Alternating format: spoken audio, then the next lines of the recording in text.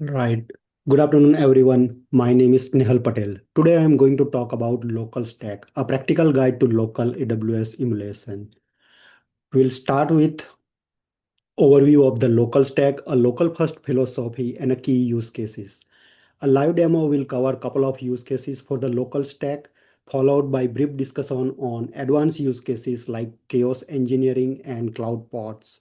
We'll wrap up the session with discussion on licensing limitations and key takeaways.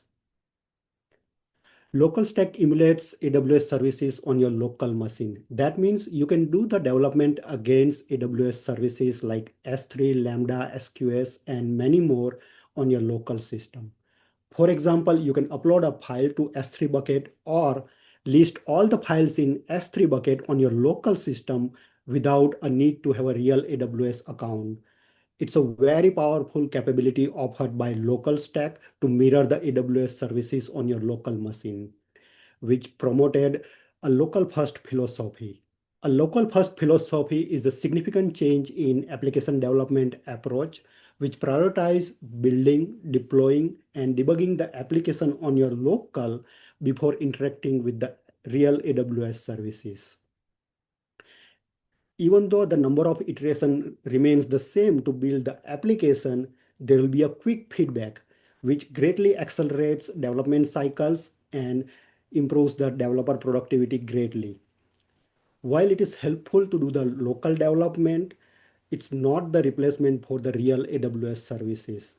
Many APIs are mocked without real implementation. For example, security groups on your local do not do the actual network layer filtering on local. That means make sure that you verify the changes against the real AWS services at the end. Now let's take a look at the key use cases. The first one is local Lambda and event flows. Localstack fully supports services like S3, SQS, and Lambda, which enables complete development cycle on your local without a need to have a real AWS account. You can package your application, doesn't matter whether you are using Java or Python. Once the application is packaged and deployed to local S3, you can deploy the Lambda on your local, similarly how you would do deployment of your Lambda in a real cloud environment. As everything is on the local, you will get quick feedback, which results in rapid iteration and it greatly improves the developer experience. Next use case is infrastructure as code.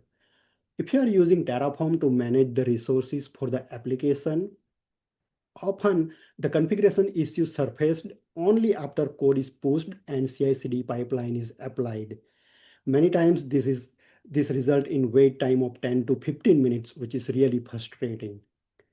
Local stack can provision the resource on your local. That means you will get immediate feedback and you will be able to fix most of the configuration issue on your local before provisioning resources against the real cloud environment. This significantly reduces the development time while doing the development with Terraform. So I highly recommend using local stack for doing the Terraform development for the new project. The next use case is end-to-end testing. This is a very specific category of test which often needed a dedicated environment and resources to be provisioned in advance before tests can run. As local stack can provision resources on local, a developer can run end-to-end test and identify issue way early in the development lifecycle and reduces the overall cost of development. End-to-end test case can also run in a CI pipeline without a real AWS account, which improves overall quality for the application. The last use case is partial mocking. Many large, many large scale application has a portion of the application that can be developed and deployed locally. The local stack is still useful in such cases because it eliminates the need to have a dedicated environment for each developer in a large team. Each developer can get an isolated environment with local stack for the development. Likewise, there are many use cases supported by local stack, which is like outside of the scope of current presentation due to time constraint. So let me jump to the demo. First, I will showcase like using Terraform for doing the local development and how by switching a single flag, it can point to the actual AWS account.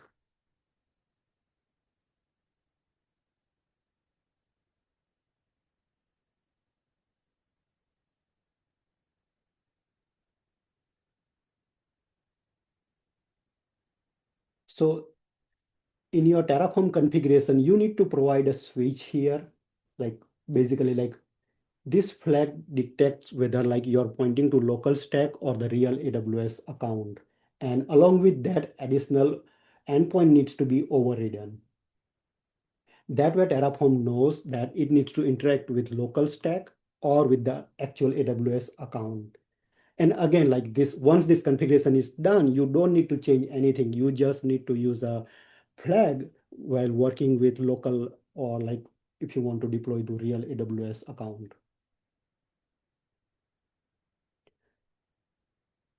So I'm also using the AWS CLI here and want to make sure that like currently the local stack is not running. So like currently this will fail. Now I'm going to do the deployment on the local using Localstack. So this is going to do the deployment for the Lambda. It also going to provision the S3 for storing the packaged application. And as application listen to SQS, it will also provision SQS and DynamoDB where the result is stored.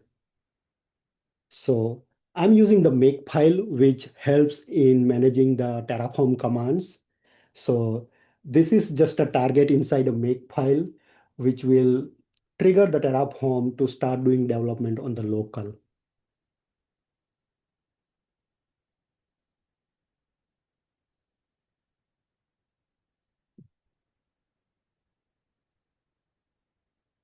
And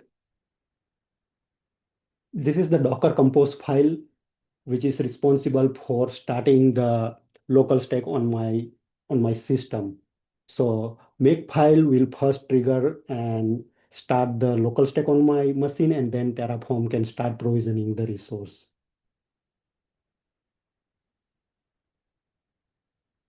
So it is still provisioning the resource on my local, and we should be able to see the endpoint override somewhere.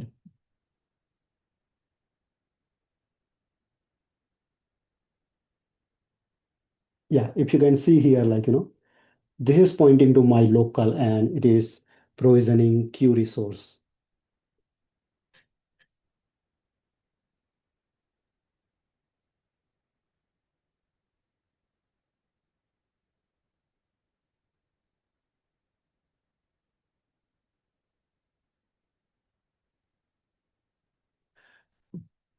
Okay, so now like it is able to provision all the resources on my local, and we can verify with looking at S3 bucket where like it uploaded a package application, and you can see like the S3 bucket is created. Now I will also trigger like currently like in AWS account, like I have currently nothing. Like if I go to my AWS service here, like it's empty, like nothing is provisioned at present. So let me go and do the actual AWS deployment.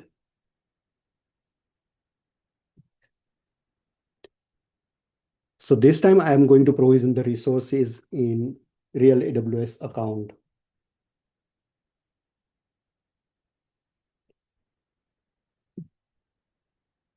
And I want to make sure that I'm honoring the timelines. So let me also go through the next use case while the actual AWS resources are getting provisioned.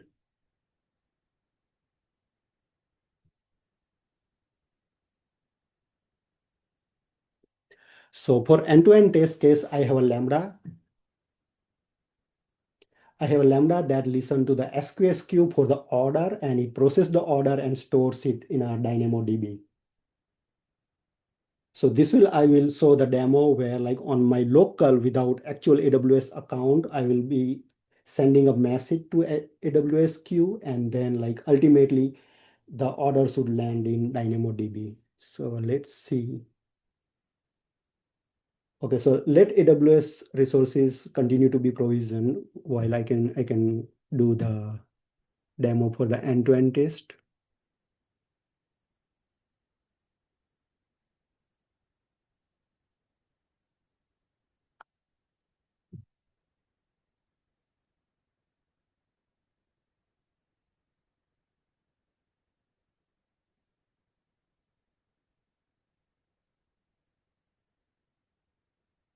Let me see.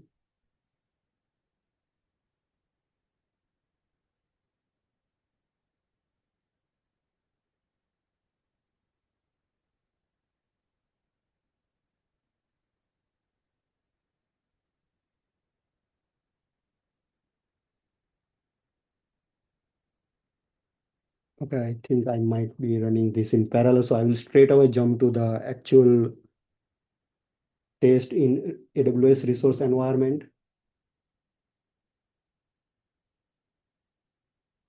So it send a message there, and at the end, like it will land in DynamoDB.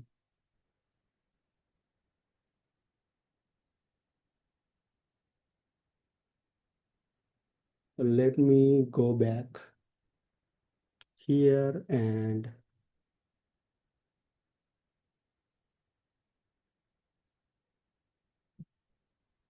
yeah. And the next demo is for the local Lambda development. Is like due to time constraint, like I will not be able to go through all the details, but I can show you like what changes enables the pointing Lambda on your local. All you have to do is while you create a AWS client, based on the flag, you need to point to the local stack. And as you can see, like during demo, like we can easily switch between local stack and real AWS account. So once this is done, you can deploy your application locally and then immediately get the feedback about the changes.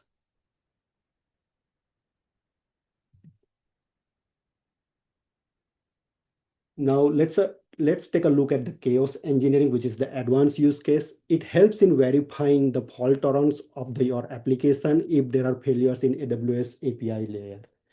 Cloud pods.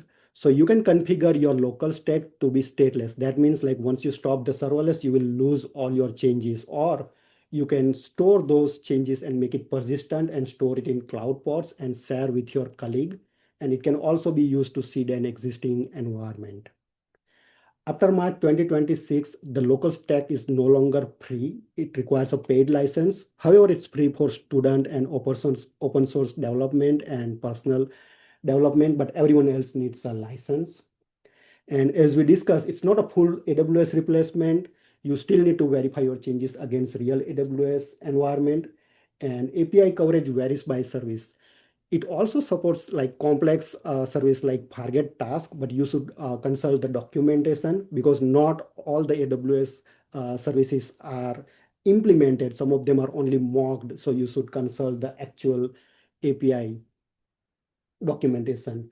So as we have looked at it, like how it makes it easy to do the local development for serverless architecture, I highly recommend it for the serverless workflow as well as Terraform. And just a final note that always ensure to verify your changes against the real AWS environment. At the end, like these are all the links, and the demo application is available in my public GitHub repo. The link is also here. And thanks everyone.